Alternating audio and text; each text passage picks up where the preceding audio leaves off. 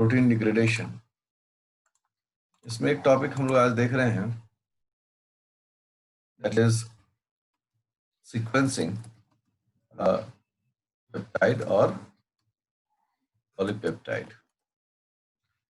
कैसे हम लोग पेप्टाइड या पॉलीपेप्टाइड के सीक्वेंसिंग को कर सकते हैं, ये हम लोग का आज का टॉपिक का टारगेट है। ठीक है, किसी भी पेप्टाइड या पॉलीपेप्टाइड का जब भी हम लोग काट छांट शुरू करेंगे तो वो रैंडम नहीं होता है, वो उसका अनुशासन होता है, मतलब कि वो एक फिक्स पैटर्न में होता है। अब फिक्स पैटर्न होता है तो शुरू से ही वैज्ञानिकों को था कि कैसे हम इसको अलग कर सकते हैं, क्योंकि जैसा मैंने बताया कि कभी भी अगर किसी प्रोटीन, पॉलीपेप्टाइड या पेप्टाइड से अगर हम अमाइनो एसिड्स निकालना चाहते हैं, देखना चाहते हैं, उसकी पहचान करना चाहते हैं, तो हमें उन तमाम चुनौतियों का सामना करना पड़ेगा जो उस पेप्टाइड के साथ उसके मॉडिफिकेशंस के लिए रिस्पॉन्सिबल है, जैसे डाइसल्फाइड बॉन्ड, जैसे कोवेलेंट बॉन्ड्स, जैसे जैसे जो पोस्ट ट्रांसलेशनल मॉडिफिकेशंस होते हैं, उस प्रकार के चीजों का फिर से दुरुस्तीकरण करना, क्योंकि हमें टुकड़े को पहचानना भी तो है, हमको टुकड़े को पहचानना भी तो है, तो कैसे पहचानेंगे?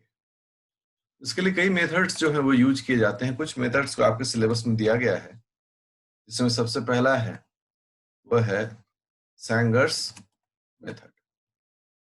ठीक है, अब टूल्स एंड टेक्नोलॉजी का हिस्सा में आ गए हैं सैंगर्स मेथड। हम सब जानते हैं कि इंसुलिन के बारे में सैंगर सबसे पहले उसका सीक्वेंसिंग किए थे और इसलिए उनको नोबेल प्राइज मिला था। ठीक है ना, इन्होंने पूरा सीक्वेंसिंग किया था, sequencing of insulin, and won Nobel prize. इनको नोबेल प्राइज इस काम के लिए मिला था।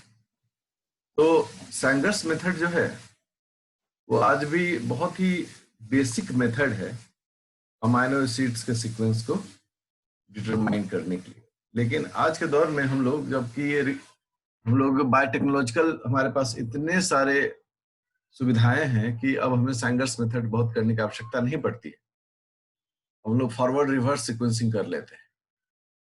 तो उस आज के दौर में तो टेक्नोलॉजी के कारण हमें बड़ा मदद मिलता है। साथ ही साथ एनसीबीआई ब्लास्ट या फिर जो जीन बैंक सीक्वेंसेस है, वहां पर सीक्वेंस जो है वो जमा होते जा रहा है, तो हमें ये भी पता चलता है कि कौन से जीव का, कौन से प्रोटीन का क्या सीक्वेंस है। मतलब आज हमारे पास नॉलेज का रिजर्वायर है। लेकिन जिस वक्त इन्होंने इस काम को शुरू किया था, ये बहुत ही बेसिक और बहुत प्रिलिम वर्क था। ठीक है ना, इन्होंने एक री एजेंट यूज किया इस काम के लिए। सब लोग जानते होंगे इस रिजेंट का नाम होता है 1-फ्लोरो-2,4-डाइनाइट्रोबेंजीन। ठीक है, 1-फ्लोरो-2,4-डाइनाइट्रोबेंजीन। इस रिएजेंट का इन्होंने उपयोग करके इस घटना को अंजाम दिया था। अब ये जो कंपाउंड है, इस कंपाउंड का स्ट्रक्चर एक बेंजीन रिंग की तरह ही है। ये बेंजीन रिंग है और इसमें फोर्थ पोजीशन में जाता है। यहाँ एक नाइट्रो ग्रुप है NO2, और सेकेंड पोजीशन है, यहाँ पर भी एक नाइट्रो ग्रुप है, जिससे हाँ ये 2,4 हो गया। और पहले पोजीशन पर एक फ्लोरीन है, इज अ रिएक्टिव ग्रुप। तो यह इस प्रकार का एक डाइनाइट्रोफिनॉल जो है, 1-फ्लोरो-2,4-डाइनाइट्रोफिनॉल जो है, 2-नाइट्रोबेंजीन जो है, और उसको फिनाइल भी कहते थे लोग उस वक्त, उसका इस प्रकार से एक यूज जो है, उपयोग जो है इस काम के लिए किया गया। जैसा कि हम सब जानते हैं कि कोई भी अमाइनो एसिड है, उस अमाइनो एसिड में एक बड़ी खास बात होती है, उसका अल्फा कार्बन से R ग्रुप जुड़ा हुआ रहता है और कार्बोनाइल से पेप्टाइड बॉन्ड का फॉर्मेशन होता है। ये इसका सीक्वेंस है। ये सब आप तो अभ्यास कर चुके होंगे सब लोग, आपके दिमाग में सारी बातें बैठी हुई होंगी। ये एक अमीनो एसिड का एक सिंपल, ठीक है। अब यहाँ पर जो पेप्टाइड बॉन्ड है वो तो ये है, this one is a peptide bond. हमारा जो आर ग्रुप है वो भी एक यूनिक फीचर शो करता है, हर एक आर ग्रुप जो है वो अपना फीचर शो करता है। अब हमें इसको इस प्रकार से तोड़ना है, इस प्रकार से इसको अलग करना है कि अमीनो एसिड का नेचर जो है वह डीनेचर्ड ना हो जाए, उसमें कुछ ऐसे रिएक्शंस ना हो जाए। नहीं, हम लोग बोलते हैं न्यूट्रल इन्वायरमेंट में, न्यूट्रल मीडियम में। क्यों न्यूट्रल मीडियम हम लोग बार बार बोलते हैं? क्योंकि जिस चीज को हम निकालना चाह रहे हैं अगर वो अपने सराउंडिंग से ही रिएक्शन कर जाए तो हमको जो उसका मतलब विधिवत जो प्रकार है वो तो नहीं मिल पाएगा। हमको जो भी मिलेगा वो क्या मिलेगा, वो रिएक्टेड मिलेगा, फिर हम समझ नहीं पाएंगे। क्योंकि यहाँ तो हम डायग्राम बना के इसको पहचानते हैं, बट केमिकल लैब में हमें क्या करना होता है, हमें स्टेन, हमें जो उसके जो प्रेसिपिटेशंस होते हैं हम उस बेसिस पर उनको आइडेंटिफाई करते हैं। तो अब इस मेथड का जो उपयोग है वो उपयोग किए जाने का वक्त आया। जब वक्त आया तो एक सीक्वेंस है और उस सीक्वेंस से इसको रिएक्ट कराया गया। यह एक अमीनो एसिड का सीक्वेंस है, जो प्रोटीन है कोई भी, मान लिया कि कुछ भी, और इस पर जो है वो डाइनाइट्रोफिनॉल जो है, फिनाइल जो है, या डाइनाइट्रो 1,4,2,4 डाइनाइट्रो बेंजीन का जो है वो ट्रीटमेंट किया गया यहाँ, ठीक है ना। यहाँ पर इस रिएजेंट का उपयोग किया गया, ठीक है। तो जब यहाँ पर इस रिएजेंट का उपयोग किया जा रहा है तो किस प्रकार से रिएक्शन होता है और कैसे हम अपने गोल को अचीव करते हैं, ये तो सीखने का विषय है। आप लोग पास, सबके पास स्टडी मटेरियल है, आप आसानी से इन चीजों को समझ सकते हैं। अब देखिए, ये जो फ्लोरीन है ये यहाँ का रिएक्शन सेंटर है, ठीक है ना।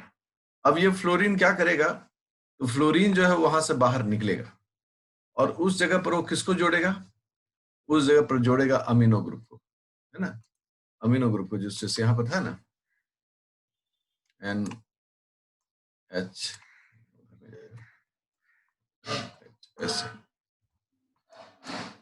ठीक है। अब ये फ्लोरीन और ये हाइड्रोजन, ये दोनों आपस में मिलने के बाद ये लोग निकल गए इधर से और क्या बना है, HF, हाइड्रोजन फ्लोराइड, इस रूप में निकल गए। अब निकल गए तो देखिए इसको हम हटा देते हैं यहाँ से, ओके। और इस जगह पर अब किसको जोड़ते हैं, इस जगह पर हम जोड़ते हैं डाइनाइट्रो इसको, इस कंपाउंड को,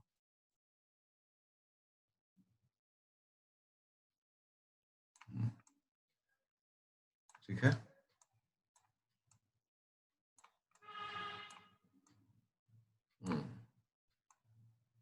और ये हो गया आपका यहाँ पर। इस प्रकार से ये रिएजेंट जो है, तो अब जो आप देखिए कि किस एंड पर जुड़ता है, सी टर्मिनल पर जुड़ता है कि एन टर्मिनल पर जुड़ता है।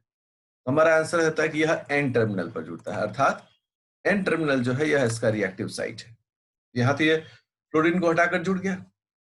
अब जुड़ने के बाद हम लोग का अगला स्टेप जो होता है वो क्या होता है, वो होता है एसिड हाइड्रोलिसिस, ठीक है ना। अब जो है हमें यहाँ पर एसिड का उपयोग करना पड़ेगा, कम से कम 6 मोलैरिटी का एसिड, ठीक है ना। तो यहाँ पर यूज किया जाता है 6 मोलैरिटी का HCl, हाइड्रोक्लोरिक एसिड, ठीक है। अब जैसे ही इसको यूज करते हैं हम लोग, this is called acid hydrolysis. इसको क्या कहते हैं टर्म में, इसका उपयोग को एसिड हाइड्रोलाइसिस। जैसे इस एसिड हाइड्रोलिसिस का हम उपयोग करते हैं, अब जो है ये जो, अब मैं जहां पर टारगेट कर रहा हूं आप सब गौर करिएगा। देखिए ये जो है आपका कौन सा बॉन्ड है, यहाँ पर हम सब कहते हैं कि यहाँ पर जो है पेप्टाइड बॉन्ड है, दिस इज पेप्टाइड बॉन्ड। ये पेप्टाइड बॉन्ड इसका टारगेट साइट होता है और यहां से ये टूटता है। अब जब यहां से ये टूटेगा तो कैसा दिखेगा, तो अब देखिए आप, मैं इसको थोड़ा सा ब्लॉक में घेरता हूं, आप समझेंगे। अब आप देखें कि यहां से लेकर, नहीं वो तो पेप्टाइड बॉन्ड नहीं था जी, this is not peptide bond, okay, ये पेप्टाइड बॉन्ड है, ठीक है, ये जो है ये this one is peptide bond, okay.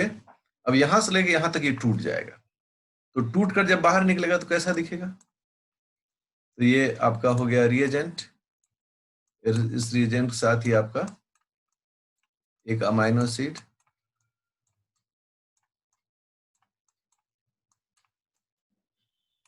Correct, और ये हो गया आपका रिएजेंट NO2, यहां पर भी NO2 हो गया, ये रिएजेंट हो गया। अब ये और ये जो अब अमाइनो एसिड है वो अब यहां दिख रहा है। इस प्रकार से क्या होगा कि इस रिएजेंट ने एक अमाइनो एसिड को अपने जगह से क्या कर दिया, रिप्लेस कर दिया, हटा दिया वहां से। डिस्प्लेस करने के बाद क्या होगा कि अब जो है यह तैयार हो रहा है दूसरे के लिए। तो इस प्रकार से एक अमाइनो एसिड जो है, जो R1 था, जिसको वो R1 कह रहे थे, वो R1 निकलकर बाहर चला आया। और अब जो है यह जो चेन है, मान लीजिए चेन है फर्दर, तो अब आप देखें ये जो सीक्वेंस है, इस सीक्वेंस में एक अमाइनो एसिड को ही तोड़कर बाहर निकाला। अब इसका बेनिफिट क्या है, इसका बेनिफिट यह है कि ये वन टाइम में एक अमाइनो एसिड को एन टर्मिनल से तोड़ता है। तो जब हम लोग इसमें फ्लोरो डाइनाइट्रोबेंजीन का यूज करते हैं और उसके बाद एसिड हाइड्रोलिसिस करते हैं, तो जो रिएजेंट है वह एक अमाइनो एसिड को तोड़कर अपने साथ बाहर निकालता है। तो जब निकालता है तो फिर इसका टेस्टिंग करके, मतलब कि फिर अमाइनो एसिड का आप जानते हैं सभी का अपना अपना टेस्ट है, हिस्टोकेमिस्ट्री में हम लोग पढ़ते भी हैं, सभी अमाइनो एसिड्स का अपना अपना टेस्ट है। तो वो उसको डिफरेंट टेस्टिंग मेथड से गुजारने के बाद हमें पता चलता है कि एग्जैक्टली ये कौन सा अमाइनो एसिड है। जब भी हम अमाइनो एसिड को टेस्ट करते हैं तो जो आर ग्रुप है, जो आर ग्रुप है उससे किसी अमाइनो एसिड की पहचान होती है, सबको मालूम है, इस आर ग्रुप का टेस्टिंग। अब यहां पर जो सबसे बड़ी चुनौती है, चैलेंज, उस चैलेंज का बात करें कि क्या सैंगर्स मेथड इतना एब्सोल्यूट था कि उसमें कोई एरर नहीं था, या फिर उसको करते वक्त में हमें क्या चुनौतियों का सामना करना पड़ता है, क्या लिमिटेशंस हैं इसके। जो सबसे पहला लिमिटेशन था कि सैंगर्स रिएजेंट कैन नॉट डिस्क्रिमिनेट, इसको ये डिस्क्रिमिनेट नहीं कर सकता है। तो पहला एप्सिलॉन अमाइनो एसिड, ठीक है, एप्सिलॉन अमाइनो ग्रुप NH2 को ये किससे मिलता है, लाइसिन में, इसको ये डिस्क्रिमिनेट नहीं कर सकता है। इमी डायजोलियम, इमीडाइजोलियम कहाँ मिलता है, हिस्टिडीन में, इसको डिस्क्रिमिनेट नहीं कर सकता ये। तीसरा हो गया सल्फ हाइड्राइल ग्रुप, कहाँ होता है ये, सेरीन में, इसको नहीं कर सकता है। एंड फोर्थ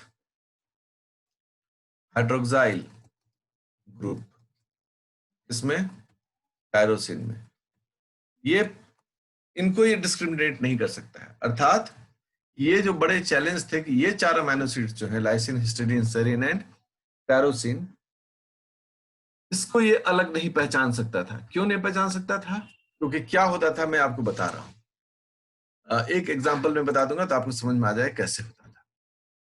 जैसे देखो कहीं पर जो है टायरोसिन है, ठीक है, ये टायरोसिन है, पॉलीपेप्टाइड का चेन में चला आ रहा है, बढ़ रहा है। अब हमें इसको आइडेंटिफाई करना है, इसको तोड़ना है, तोड़ के अलग करना है। तो होता क्या था, होता था क्या कि इस टायरोसिन का जो OH ग्रुप है उसके O से इसका रीएजेंट जो है वो उसका यूज हो जाता था। देखिए रीएजेंट जो है वो इससे जुड़ गया, ठीक है ना।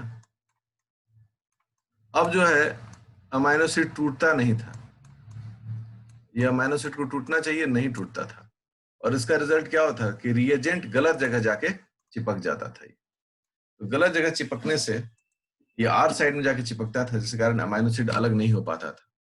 ये बहुत बड़ी चुनौती इनके लिए था, और यह चुनौती जो था सैंगर्स रिएजेंट के लिए सैंगर्स को इसके लिए बहुत सारे ऑल्टरनेटिव मेथड्स जो है उनको अपनाना पड़ा, और इवन की एसिड हाइड्रोलिसिस से भी ये अलग। जब इसके बाद एसिड हाइड्रोलिसिस यूज करते तो एसिड हाइड्रोलिसिस से क्या होता है, ये चीजें अलग हो जाती हैं। नॉर्मल जो सैंगर्स मेथड का प्रोटोकॉल है वो क्या है,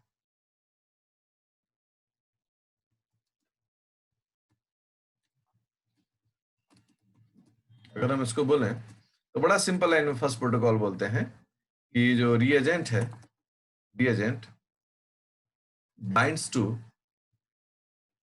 N terminal of amino acid residue, यही था। और सेकंड क्या था कि during acid hydrolysis the peptide bond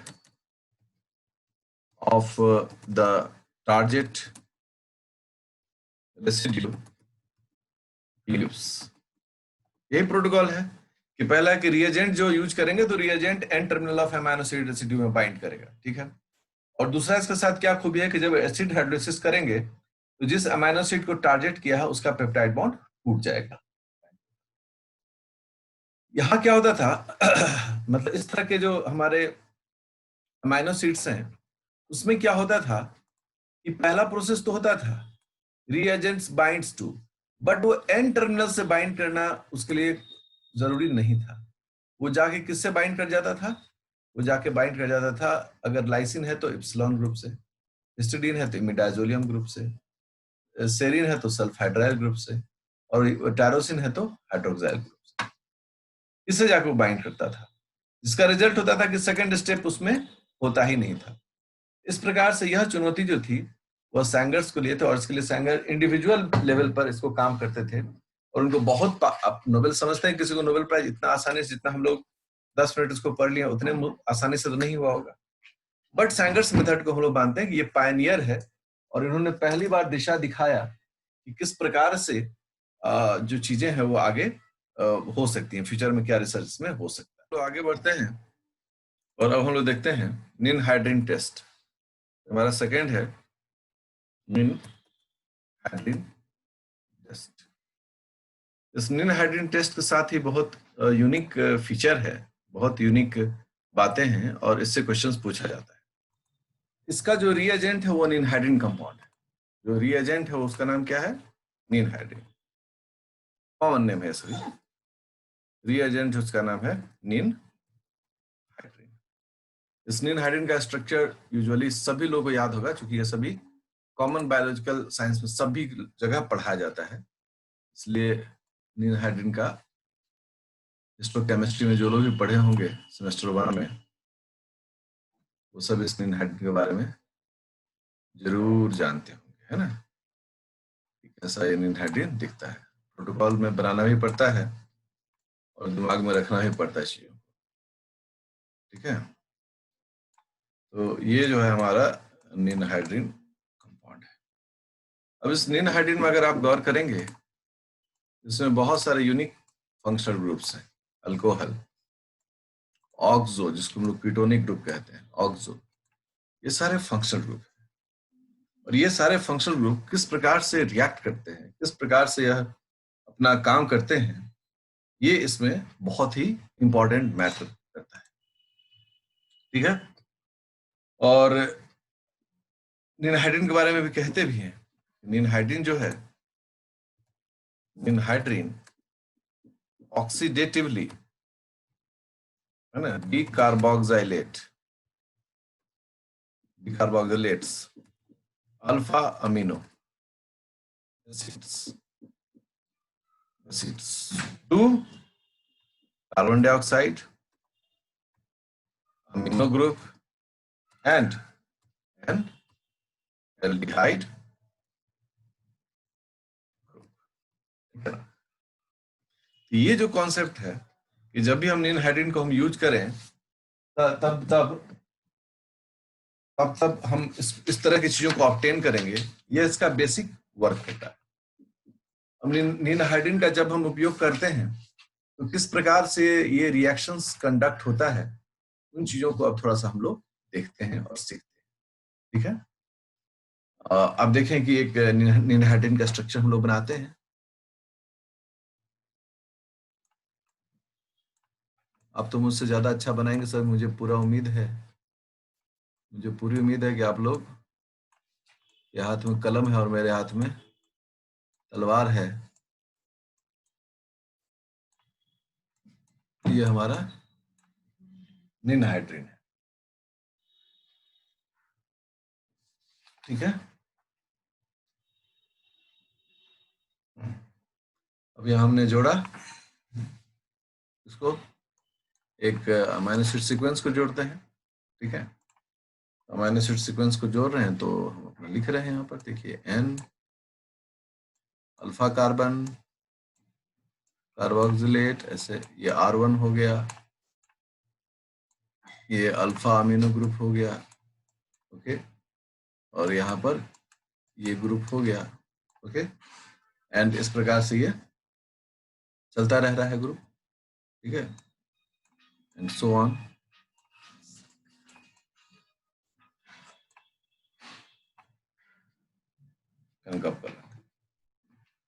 इस प्रकार से ये चल रहा है। अब आप गौर करेंगे यहाँ क्या होता है रिएक्शंस में कि ये OH इस H के साथ, ठीक है, और यह OH इसके साथ टूटकर बाहर निकलेगा। जब टूटकर बाहर निकलेगा तो क्या होगा? टूटकर बाहर निकलने के बाद तो जो कंपाउंड में आप देखेंगे निनहाइड्रीन रिएजेंट में, देखिए कैसे होता है ये जो निनहाइड्रीन रिएजेंट है,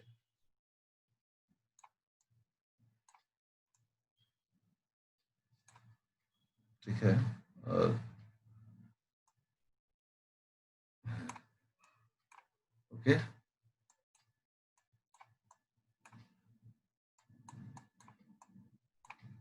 फाइन, आप सब लोग बना रहे होंगे, मुझे पूरी उम्मीद है।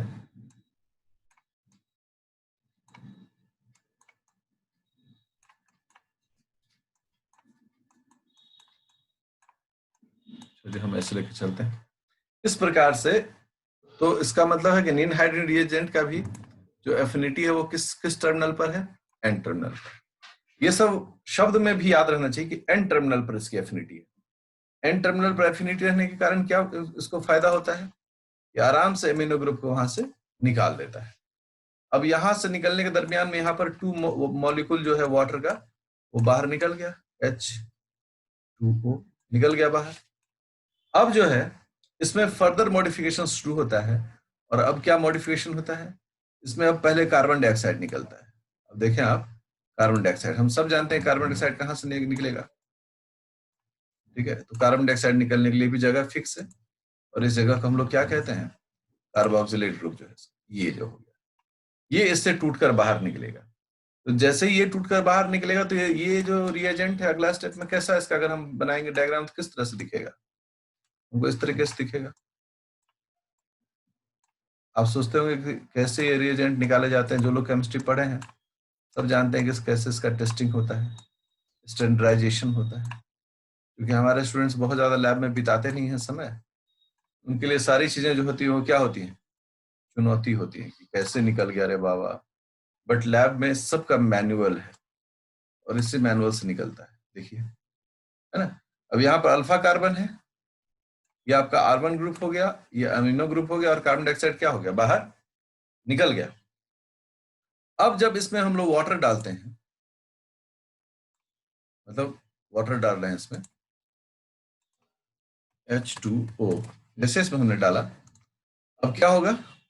ये सभी में अमीनो ग्रुप जो है वो टूट जाएगा। अब इसका जो टारगेट जगह होता है वो क्या होता है?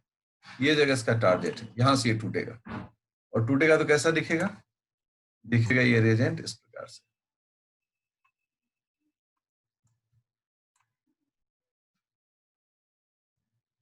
NH प्लस RCHO, ठीक है, एल्डिहाइड हो गया RCHO।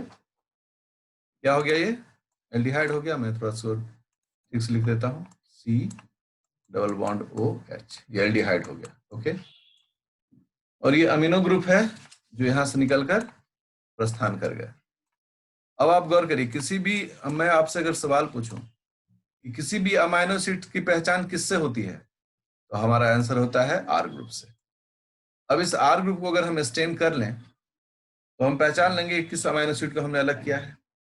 क्योंकि कई बार रिएक्शंस पढ़ने के बाद स्टूडेंट बोलता है कि सर तो पता कैसे चलेगा हमारा कि क्या है, इस आर ग्रुप से। और फर्दर क्या किया जाता है कि इसमें भी फर्दर रिएक्शन करवाकर दो निम्न हाइड्रोजन को आपस में जोड़ दिया जाता है, जो कि एंड रिएक्शंस का होता है, ताकि वो ये नाइट्रोजन किसी प्रकार का खलल न डाले। और इस आर ग्रुप को टेस्ट करके साइंटिस्ट पहचान लेते हैं यह कौन सा अमीनो एसिड है। अगर सोचो कि यहाँ पर इस आर ग्रुप पर CH2OH है, मतलब कि ये सेरीन है, यहाँ पर ये आर ग्रुप पकड़ा जाएगा, यहाँ पर क्या रहेगा CH2OH, और हम बोलेंगे कि दिस इज सेरीन। जो सेरीन का टेस्टिंग होता है उस टेस्टिंग में तुरंत आइडेंटिफाई हो जाएगा।